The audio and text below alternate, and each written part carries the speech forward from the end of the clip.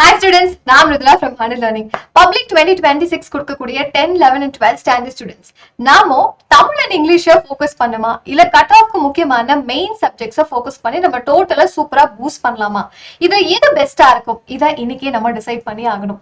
So இப்போ நம்ம ஒவ்வொரு ஸ்டூடெண்ட்டுக்குமே நம்ம பொட்டன்ஷியலை ஃபுல்லா காட்டுற மாதிரி ஒரு ஸ்ட்ராங்கர் சப்ஜெக்ட் நமக்கு தெரிஞ்சிருக்கும். ஸோ இப்போ 10th ஸ்டாண்டர்ட் ஸ்டூடெண்ட்ஸா இருக்கோம் அப்படின்னா நான் எனக்கு மேக்ஸ் வந்து ஓகே எனக்கு ரொம்ப பிடிக்கும் இல்ல சயின்ஸ் ரொம்ப பிடிக்கும் அப்படின்னு நிறைய பேர் செட் பண்ணி வச்சிருப்போம்.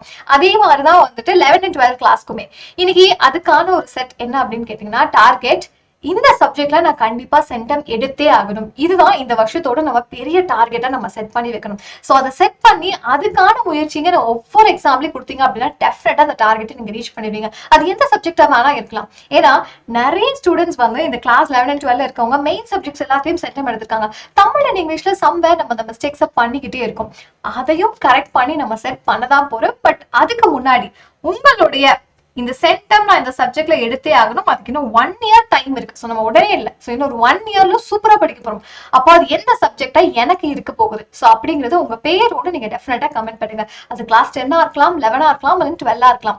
அதுக்கான முயற்சியை இனி நம்ம ஒவ்வொரு நாளும் பண்ணிக்கிட்டே தான் இருக்க போறோம். ஸோ மிஸ் பண்ணாம அதை கமெண்ட் பண்ணுங்க. அந்த டார்கெட்டை ரீச் பண்றதுதான் இந்த தடவை நம்ம கோலா இருக்க போகுது.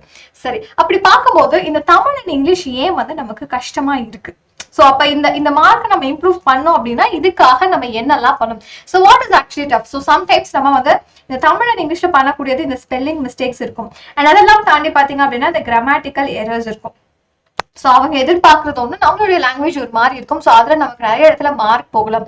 இதை தாண்டி மெமரி போயம்ல நம்ம மிஸ்டேக் பண்ணலாம். பட் அது எல்லாமே கரெக்ட் பண்ணக்கூடிய ஒரு விஷயம் தான். சோ அதை டெஃபினட்டா கரெக்ட் பண்ண போறோம். சோ நம்மளுடைய லைவ் கிளாஸஸ் மூலமா, சோ நமக்கு யூடியூப்லயும் லைவ் கிளாஸஸ் இருக்கு. இது போக ஃபோக்கஸ்டா படிக்கிறதுக்கு நம்மளோட 100 லேர்னிங் ஆப்லயும் நம்ம லைவ் கிளாஸஸ் எடுத்துட்டு இருக்கோம்.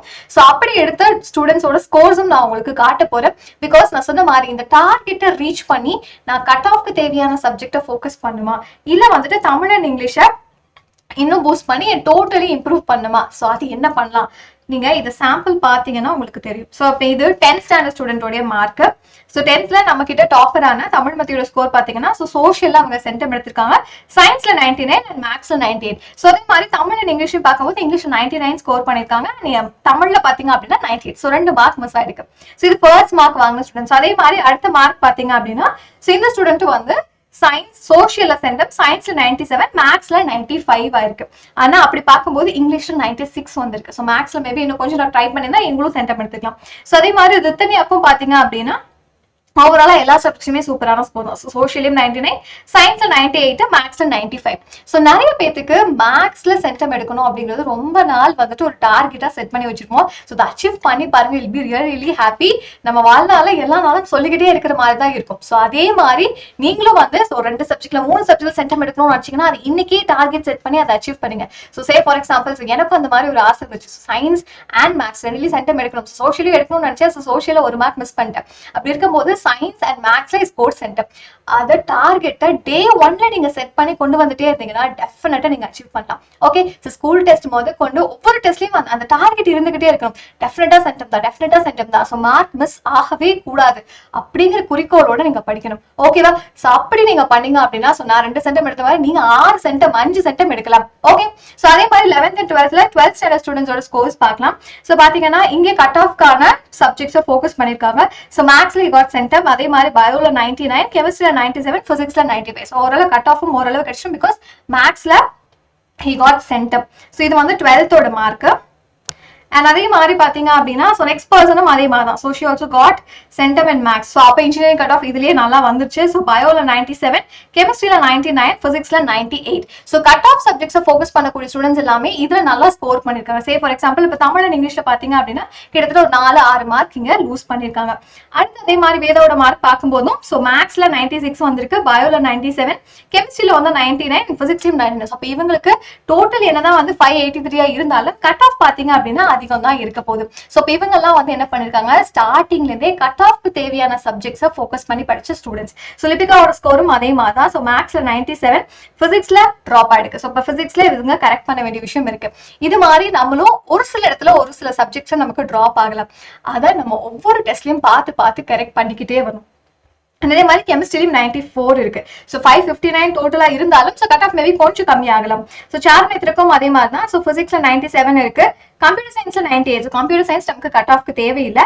ஸோ மேக்ஸ் இருக்கு, அதே மாதிரி கெமிஸ்ட்ரி இருக்கு. அப்போ இவங்களுக்கும் என்ன இருக்கும், 564 இருந்தாலும் கட் ஆஃப் அதிகமாக தான் இருக்க போகுது. ஸோ புவனேஸ்வரியும் பாத்தீங்க அப்படின்னா ஸோ பிசிக்ஸ்ல 95, கெமிஸ்ட்ரியில 98, மேக்ஸ்ல 92 அண்ட் பயாலஜில 99.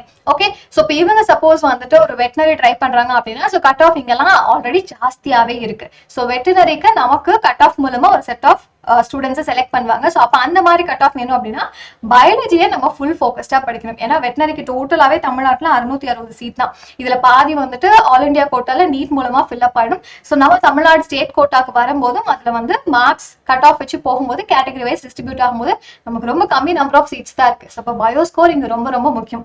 ஸோ அடுத்த ஹரிணி வந்து pure science student. So pure science student பார்க்கும்போது பாட்னில 97, ஜுவாலஜில 89. ஸோ இங்க ஜுவாலஜில மார்க் லூஸ் ஆயிருக்கு. அதே மாதிரி கெமிஸ்ட்ரியில 92, பிசிக்ஸ்ல 91. ஸோ இவங்க எல்லாருமே என்ன பண்ணிருக்காங்க, மேக்ஸிமம் இவங்களுக்கு தேவையான இந்த கட் ஆஃப் சப்ஜெக்ட்ஸை சூப்பரா டார்கெட் பண்ணி ரீச் பண்ணிருக்காங்க. ஸோ நீங்களும் என்ன பண்ணலாம், இன்னைக்கு நான் சொன்ன மாதிரி நீங்க எந்த சப்ஜெக்ட்ஸ்ல வந்துட்டு ஃபோக்கஸ் பண்ணணும்னு நினைக்கிறீங்க, ஸோ அந்த சப்ஜெக்ட்ல நான் கண்டிப்பா சென்டம். ஸோ 10th ஸ்டாண்டர்ட் ஸ்டூடெண்ட்ஸ்லாம் தாராளமா நீங்க அந்த தமிழ் இங்கிலீஷ் நம்ம மிஸ்டேக்ஸை கரெக்ட் பண்ணிட்டே தான் இருக்க போறோம். அண்ட் சென்டம் வாங்கக்கூடியது இந்த 3 சப்ஜெக்ட்ல நான் வாங்கியே தீர்வேன் அப்படின்னு நீங்க செட் பண்ணுங்க. ஸோ 3 சப்ஜெக்ட்ஸ் நம்ம செட் பண்ணி மூவ் பண்ணிக்கிட்டே இருக்கும்போது சூப்பரா ரீச் பண்ணலாம். அண்ட் அதே மாதிரி தான் வந்து 11th and 12th ஸ்டாண்டர்ட் ஸ்டூடெண்ட்ஸ்க்குமே வந்துட்டு கட் ஆஃப் சப்ஜெக்ட்ஸை ஃபோக்கஸ் பண்ணுங்க. ஸோ பிசிக்ஸ், கெமிஸ்ட்ரி அண்ட் மேக்ஸ்ல நான் சென்டம் எடுக்கணும் அப்படின்னு நினைச்சுப்போங்க. வெட்டினரி சூஸ் பண்ணணும்னு நினைச்சா நீங்க பயோல சென்டம் எடுக்கணும் அப்படின்னு நினைச்சு மூவ் பண்ணுங்க.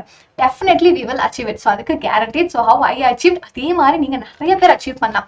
ஸோ அப்போ இதெல்லாம் தாண்டி உங்களோட சென்டம் டார்கெட்ஸை இந்த ஸ்டூடெண்ட்ஸ் எல்லாம் எப்படி சூப்பரா ரீச் பண்ணிருக்காங்களோ அது மாதிரி நீங்களும் எங்களோட சேர்ந்து சூப்பர் டாப்பர் ஆகணும் அப்படின்னு நினைச்சீங்கன்னா please call us at this number 9004095900.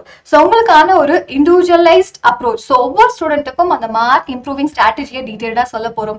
So daily உங்களுக்கான கொஸ்டின் சால்விங், கிளாஸ்ல கான்செப்டை புரிஞ்சு படிச்சு you have to be in higher position. So ஏஐலாம் வந்தாலும் என்ன ரீப்ளேஸே பண்ண முடியாது அப்படிங்கிறது நம்ம புத்திசாலியா இருக்கணும். ஸோ அதுக்காக தான் இந்த டாப்பர்ஸ் பேட்ச்.